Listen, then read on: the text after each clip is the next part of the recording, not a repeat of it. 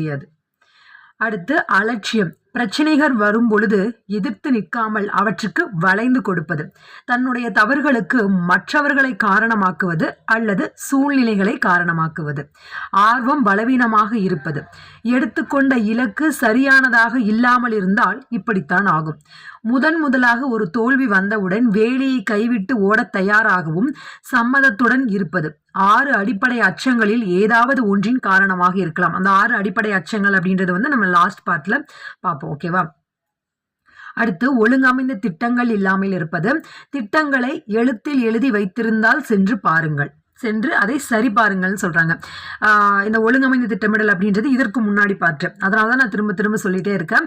இந்த சிந்தித்து பாரு செல்வந்தனாக அப்படின்றது கண்டினியூவா பாருங்க. எந்த புத்தகம் இருந்தாலும் நம்ம லைஃபுக்கு ரொம்ப முக்கியமான விஷயம் இல்லையா? ஸோ அதை நாம முதல்ல இருந்து ஆரம்பத்துல இருந்து நம்ம கேட்டுட்டு இருந்தோம் அப்படின்னா தான் ஒவ்வொரு அடுத்தடுத்த அடிதான்